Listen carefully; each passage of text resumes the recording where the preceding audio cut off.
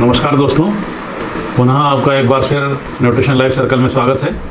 बहुत दिनों के बाद हम एक नए वीडियो के साथ में आपके सामने हैं और आज का जो विषय है वो बहुत ही महत्वपूर्ण है और जीवन के लिए अनिवार्य भी है।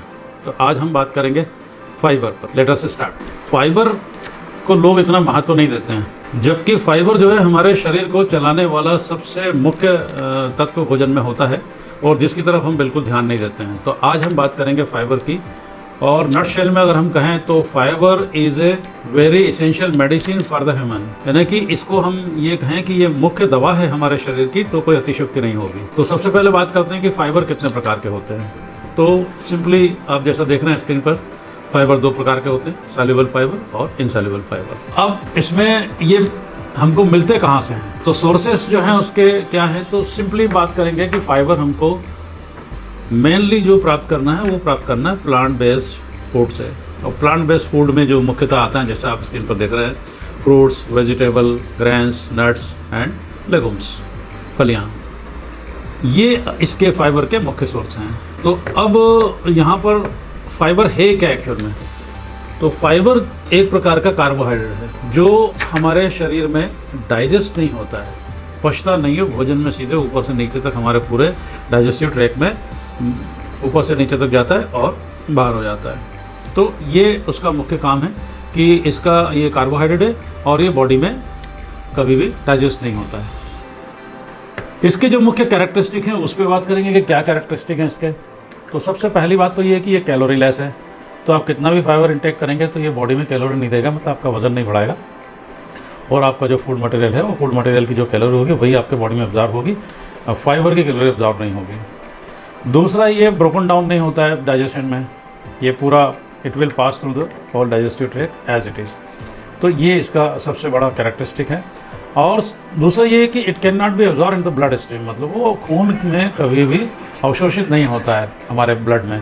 तो इस प्रकार से फाइबर का जो मुख्य काम होता है वो होता है हमारे पूरे खाने को ऊपर से नीचे, जैसे ही खाना हम मुंह में डालते हैं स्टमक से लेकर के और बाहर होने तक, वो हमारे पूरे इंटेस्टाइन के जो डाइजेस्टिव ट्रैक है, डाइजेस्टिव सिस्टम है, उसको मदद करता है। वैल्यूएबल फंक्शन क्या क्या हैं इसके, मतलब जो है फाइबर्स के, उस पर बात कर लेते हैं कि जब हम फाइबर युक्त फूड खाते हैं तो वो हमको फुलनेस की फीलिंग देता है। अगर हम कम फाइबर वाला खाना खाएंगे तो उससे हमको सेटिस्फेक्शन नहीं मिलेगा, तो इट प्रोवाइड सेटिस्फेक्शन, और हमारा पेट भरा सा लगेगा फाइबर वाला अगर खाना होगा। तो ये खाने को धीरे धीरे स्टमक से इंटेस्टाइन में भेजता है, स्मॉल इंटेस्टाइन में, क्योंकि हमारे शरीर में डाइजेस्टिव सिस्टम में जैसे ही हम खाना खाते हैं हमारे मुंह से एसोफेगस में से होता है वो पहले जाता है स्टमक में, स्टमक के बाद स्मॉल इंटेस्टाइन और स्मॉल इंटेस्टाइन के बाद में लार्ज इंटेस्टाइन, ये मुख्य हैं, और उसके बाद में बाहर हो जाता है तो बाउल होकर के। तो इस प्रकार से मतलब जो है जब फाइबर युक्त खाना हम खाते हैं तो वो खाना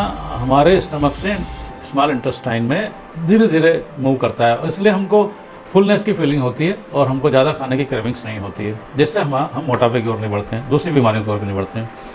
तो इस प्रकार से ये क्या होता है कि take longer to feel hungry, मतलब हमको भूख नहीं लगने देता है, लंबे समय तक हमको भूख नहीं लगती है। तो ये इसका मुख्य जो है फंक्शन है फाइबर के। तो सॉल्युबल फाइबर क्या होता है, सॉल्युबल फाइबर जो है ये पानी में घुलनशील होता है, डिजॉल्व इन वाटर, और ये स्टमक में जब फूड डाइजेस्ट होता है तो ये जेल के जैसा पदार्थ बनाता है, जिससे कि हमारा जो खाना होता है वो स्मॉल इंटेस्टाइन में डाइजेस्ट होकर के और खाना डाइजेस्ट होकर के और वो आगे बढ़ता रहे, मूवमेंट बना रहे, ये फाइबर का मुख्य रोल होता है। सॉल्युबल फाइबर्स के कौन कौन से सोर्सेस हैं जिसमें हमको सॉल्युबल फाइबर मिल जाता है, तो यहाँ हम देख रहे हैं जैसे कि ओट्स है, सोयाबीन है, बेरीज हैं, जितनी भी बेरी हैं, ब्लूबेरी, रेसबेरी, स्ट्रॉबेरी, जितने भी प्रकार की बेरीज हैं वो सब में मतलब जो है फाइबर, सॉल्युबल फाइबर होता है। नाशपाती है, ब्रोकली है, जो सब्जियां हैं, पल्सेस दालें हैं, दालों में होता है, बीन्स मतलब बीन्स जैसे राजमा है, चना है, चिकपीस जिसको बोलते हैं, और चौले के दाने हैं, इनमें सब में जो है होता है।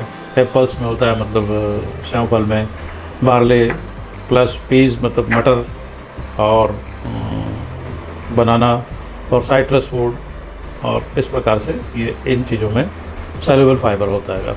सॉल्युबल फाइबर के साथ साथ इनसॉल्युबल फाइबर की बात करते हैं।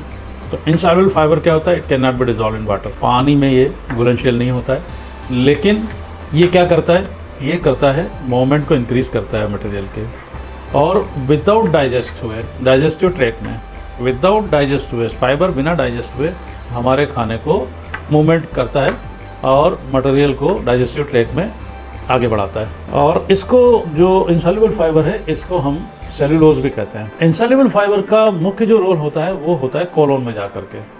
एक बात आपको बता दें कि जब भी हम खाना खाते हैं तो खाने के जो मुख्य तत्व होते हैं protein, fat, carbohydrate, vitamin, minerals, तो हमारे जो स्टमक में है वो प्रोटीन का सिंथेसिस होता है। छोटी आंत यानी कि स्मॉल इंटेस्टाइन में हमारा फैट सिंथेसिस होता है जिससे हम फैटी एसिड लेते हैं। प्रोटीन का सिंथेसिस जो स्टमक में होता है शुरुआत में, तो वहाँ से हमको एमिनो एसिड्स मिल जाते हैं बॉडी को। और विटामिन और मिनरल्स का एब्जॉर्प्शन जो है वो कोलोन में होता है। और फाइबर जो है उनका बहुत ही महत्वपूर्ण रोल होता है। यदि हमारे खाने में फाइबर नहीं है तो हमारा कोलोन यानी कि बड़ी आंत जिसको कहते हैं उसमें विटामिन मिनरल्स का एब्जॉर्प्शन बहुत कम मात्रा में होगा और ऐसी स्थिति में हम बीमारी की ओर बढ़ेंगे। इसलिए हमको फाइबर की तरफ ध्यान देना बहुत ज़रूरी है। तो एक इम्पॉर्टेंट चीज़ और फाइबर के बारे में जो इंसॉल्युबल फाइबर है उसके बारे में होती है कि ये क्या करता है कि ये हमारे बॉडी में हमारी आंतों के लिए स्क्रबर की तरह काम करता है, स्क्रबिंग करता है और हमारे आंतों को साफ करते हुए और जो भोजन है उसको नीचे ले जाता है। यदि मतलब जो है हमारे इंटेस्टाइन की हेल्थ को बनाता है। यदि फाइबर हम नहीं खाएंगे इंसॉल्युबल फाइबर तो खाना जो है हमारे आंतों में चिपक जाएगा और वो बहुत दिनों तक वहाँ रह करके सड़ेगा और ऐसी स्थिति में हम बीमारी की तरफ बढ़ेंगे, हमारा शरीर बीमारी की तरफ बढ़ेगा। तो सीधे सीधे हम बात करते हैं कि यदि खाने में फाइबर ना हो तो हमारा जो स्वास्थ्य है वो बहुत प्रभावित हो। अब बात करते हैं कि खाना जो है उसमें फाइबर की मात्रा कितनी होनी चाहिए। तो उसका डोज है वो है 20 से 35 ग्राम पर डे जो है वो हमको कंज्यूम करना चाहिए। और इसमें भी जो मुख्य भाग होना चाहिए वो होना चाहिए इंसॉल्युबल फाइबर का, ताकि वो कोलोन में जा करके विटामिन मिनरल्स को एब्जॉर्ब करने में मदद करे। इंसॉल्युबल फाइबर के सोर्सेज के बारे में बात कर लेते हैं कि इंसॉल्युबल फाइबर के सोर्सेज क्या क्या हैं। तो नट्स में सभी प्रकार के नट्स आते हैं, बादाम है, काजू है, पिस्ताचू है और मूंगफली है, बहुत सारी चीज़ें नट्स में आ जाती है। सीड्स में भी, सीड्स अलग से इसमें बताया गया है। इस प्रकार से कैबेज यानी कि पत्ता गोभी, प्याज, ओनियन, शिमला मिर्च, बेल पेपर्स, दालें और फ्रूट्स के आउटर पीस में भी मतलब जो है बाहर के जो फ्रूट्स के जो ऊपरी सतह होती है उसमें भी इंसॉल्युबल फाइबर होता है। तो ऐसे फ्रूट्स जिनको बगैर छीले खाना चाहिए, जिनका पिल नहीं उतारना चाहिए, तो उसका छिलका भी हमको जो खाने योग्य है उनको खाना चाहिए।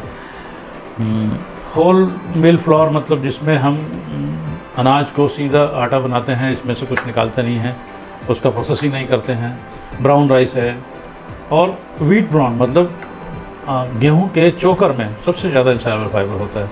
और होल मिल सीरियल्स जो पूरा हम करते हैं उसका बिना प्रोसेसिंग किए जो अनाज हम यूज़ करते हैं वो, और सीड्स, पम्पकिन सीड्स हैं, सनफ्लावर सीड्स हैं, बहुत सारे आते हैं, तरबूज के बीज भी आते हैं जिसको मगज कहते हैं, उसका भी यूज़ करना चाहिए, उसमें भी फाइबर्स होता है।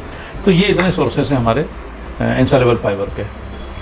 अब फाइबर का मुख्य रोल क्या है, मतलब उसको अपन समझ लेते हैं।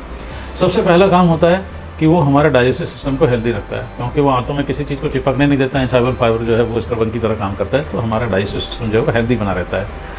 दूसरा जो है वो क्या करता है, उसको स्पीड अप करता है, एक्सप्रेशन करता है, टॉक्सिन्स को बाहर निकालने में मदद करता है, वेस्ट प्रोडक्ट्स को बाहर निकालने में मदद करता है। फाइबर जो है वो अनचेंज होता है until reach the large intestine. जब तक बड़ी आंत तक नहीं पहुंच जाता उसका डाइजेशन नहीं होता और बड़ी आंत में ही वो फिर जाकर के क्या करता है, वहाँ पर वो फर्मेंटेड प्रोसेस करके और बड़ी आंत में वो फ्रेंडली बैक्टीरिया को पैदा करता है।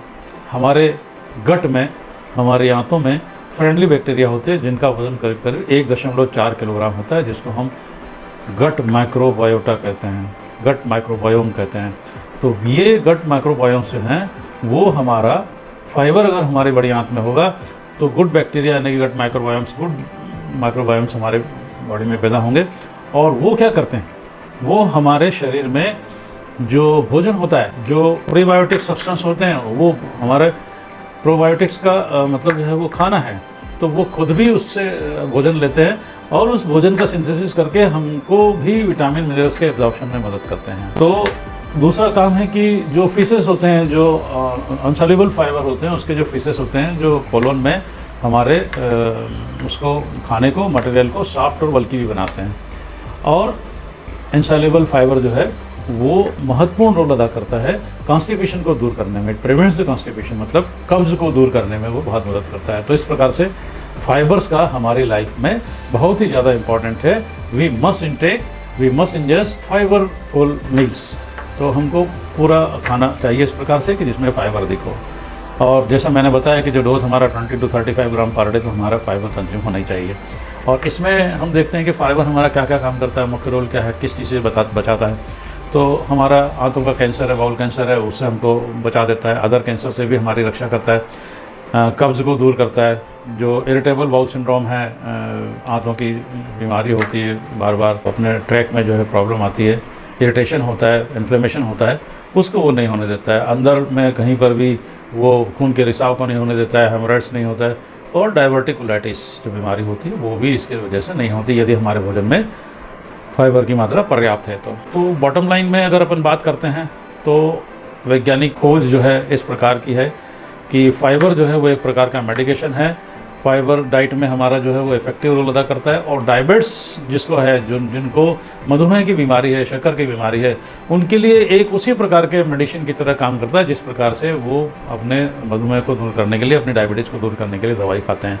इसलिए ये सबसे महत्वपूर्ण है। जो ऐसे व्यक्ति हैं जिनको डायबिटीज़ है वो निश्चित रूप से हाई फाइबरस फूड का इस्तेमाल करें, जिससे कि वो फाइबर उनके लिए एक बिना किसी साइड इफ़ेक्ट के एक मेडिसिन की तरह काम करेगा। जिस प्रकार की मेडिसिन वो डायबिटीज़ को कम करने के लिए लेते हैं, वही का वही रोल फाइबर जो है आपके शरीर में अदा करता है और आपकी शुगर को कंट्रोल करने में मदद। इस प्रकार से अगर आप फाइबर युक्त भोजन करते हैं तो मधुमेह रोगियों के लिए यह एक नेचुरल मेडिसिन है। ऐसे इस बात को ध्यान में रखते हुए हमको हमारा भोजन ऐसा रखना चाहिए कि जिसमें दोनों प्रकार का फाइबर्स हम कंज्यूम करें।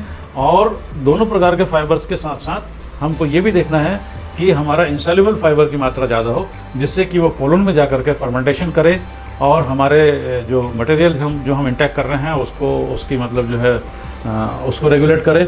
और साथ ही साथ हमारे गुड माइक्रोबायोम्स जो हैं उनको बनाने में, उनको पैदा करने में मदद करेगा। और गुड माइक्रोबायोम्स को सिंथेसिस प्रोसेस में विटामिन मिनरल्स के एब्जॉर्प्शन में मदद करेगा। और इस प्रकार से हमको अच्छी हेल्थ, गुड गट हेल्थ जो है वो हमारे शरीर को अच्छा रखती है और हमको कभी बीमार नहीं होने देती है। और डायबिटीज़ पेशेंट के लिए तो ये रामबाण है। डायबिटीज़ पेशेंट के लिए this is a type of medicine. तो साथियों, आज हमने फाइबर के बारे में आपको बताया, क्या डोज है उसका, कहाँ कहाँ उसके कौन कौन से सोर्सेस हैं। तो कृपया अपने भोजन में ऐसे उनको शामिल करिए, भोजन को, खाद्य पदार्थों को, जिससे कि आपको ज़्यादा से ज़्यादा फाइबर मिले और आप कभी बीमार ना हो, हमेशा स्वस्थ रहें। Thank you very much.